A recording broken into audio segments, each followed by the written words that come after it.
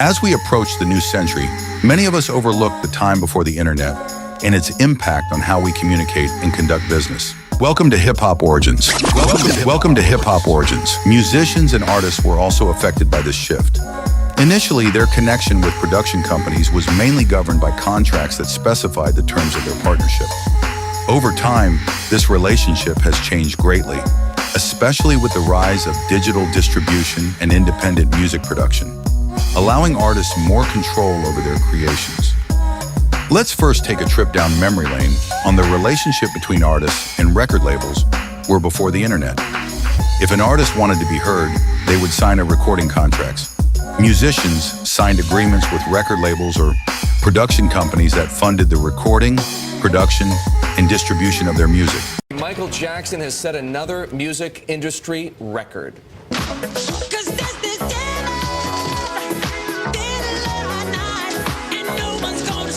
Sony Music has struck a $250 million deal with the estate of the King of Pop. The partners say it's the biggest in recording history. It includes the release of 10 albums over the next 7 years, mixing unreleased material and older tracks. Sony also will license Jackson's songs for movies and video games. The pop star died last year at the age of 50. In exchange, the production company owned the master recordings and managed the distribution rights. Artists usually received an advance payment against future royalties. Royalties were a share of the income from record sales, but these shares were often quite small.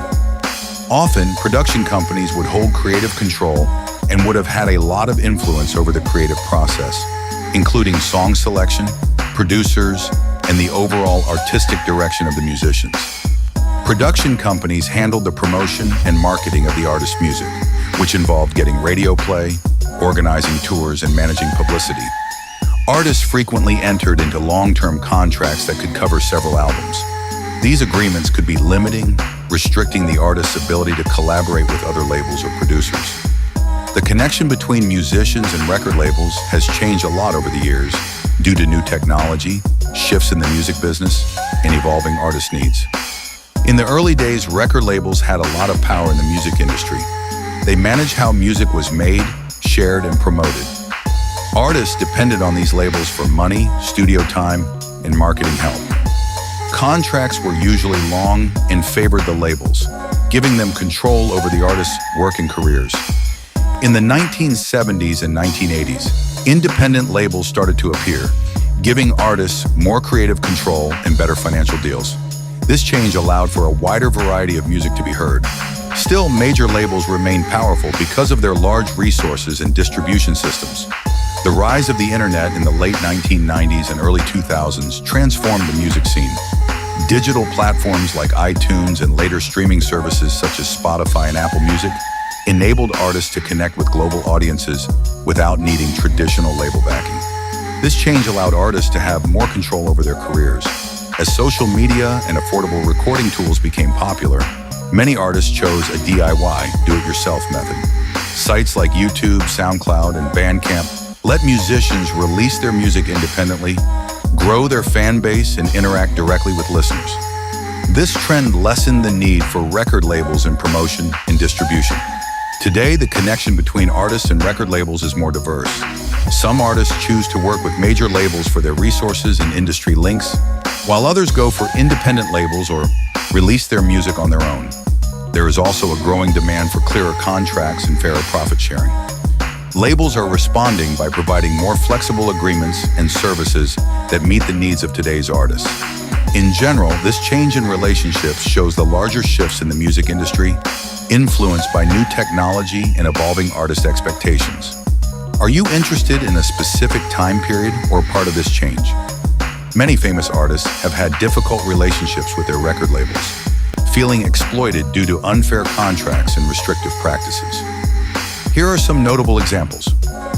Prince. In the 1990s, Prince had a well-publicized dispute with Warner Brothers over a contract that limited his creative freedom and ownership of his master recordings. In protest, he changed his name to an unpronounceable symbol and wrote "slave" on his face during public appearances. It shouldn't be a situation where they own the album or the work. We're talking about intellectual copyright.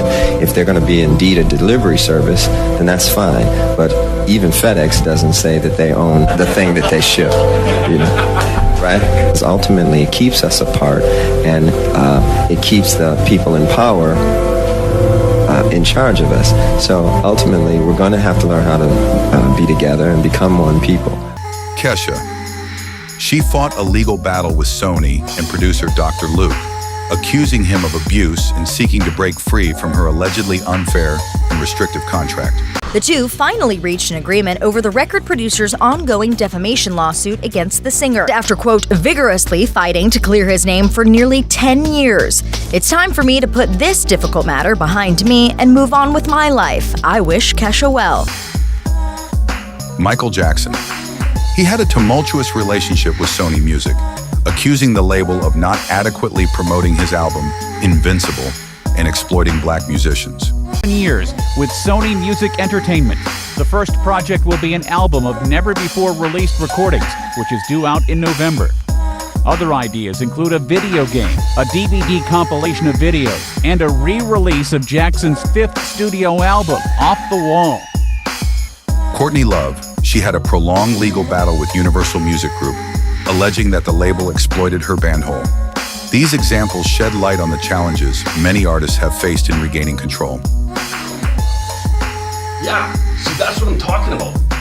Dave and Chris wanted to release that box set when we were still in high school, but Courtney Love said no, just because she could. She deprived Kurt's fans more of what they love, just because she had the power to do so. And I bet every piece of Nirvana memorabilia I own, she'd do it again. While the music industry has evolved, these stories remain significant reminders of the historical challenges artists have encountered. Billionaire musicians often choose to go solo or remain independent for several reasons. These include control, financial benefits, and creative freedom. Independent artists keep full ownership of their music, giving them complete control over its use and distribution. This can be very profitable as they do not have to share profits with a record label. For example, Taylor Swift re-recorded her albums to regain control over her masters. Staying independent allows musicians to keep a larger share of their earnings compared to signing with a record label. So I've been re-recording my first 6 albums because there was a thing that happened where I had wanted to own my work of my first 6 albums, and when I changed record labels, my first 6 albums were actually sold away from me. And so I decided to I just figured if I made them the first time, I can make them again. I love it.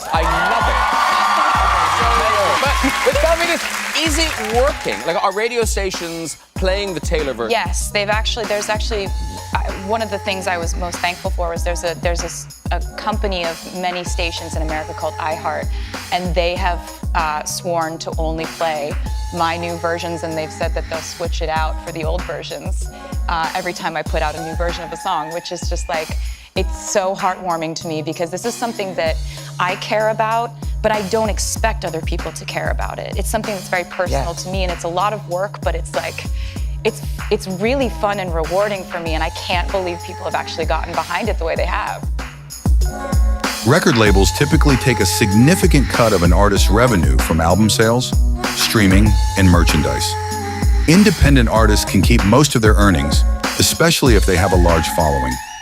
Being independent allows artists to create music without interference from record labels. This freedom can lead to more authentic and innovative work, as artists are not pressured to conform to commercial expectations. Artists can now connect directly with their fans through social media and digital platforms. This direct engagement helps build a loyal fan base and generate revenue through platforms like Patreon, Bandcamp, and live streaming concerts. Examples of successful independent artists: Chance the Rapper released his music for free and monetized through touring and merchandise. In $75 million between 2017 and 2019, if he mainly was not selling his music, the answer to that question is merchandise, touring, and endorsements. For example, $6 million of that $75 million made came from just selling his popular 3 hats to fans. Macklemore achieved massive success with his independent releases, including the hit Thrift Shop. The release of the album. Of course, there were these smash hits with Can't Hold Us and Thrift Shop, which blew up everywhere and can still be heard today. Frank Ocean released his album Blonde independently after fulfilling his contract with Def Jam, which was both a critical and commercial success. His label was a good stepping stone for him to go independent, where he made a majority of his music earnings. Frank was under contract by Def Jam to release one more album before being able to renegotiate his contract. This led him to release the video project Endless in 2016, which would allow him to get out of his contract. Frank also paid back his $2 million label advance for him to fully leave and step into the world of music ownership. One day after the Endless release, Frank Ocean released Blonde under his own label, Boys Don't Cry, where he would see the benefits of owning 70% of his music. Apple Music also paid Frank Ocean $20 million to be the exclusive release for Blonde. That would be an easy yes for him, which would also pay out from the audience. According to Billboard, now that Frank Ocean was independent, in the first week alone, he netted $1.7 million. His album would go on to be platinum, which he would see most of the money from. These factors contribute to why many successful musicians opt to stay independent or go solo, allowing them to maximize their earnings and maintain artistic integrity. When your legs don't work like they used to before. Do you have any specific artists or aspects of this trend you'd like to learn more about? Don't forget to comment below and subscribe for more updates.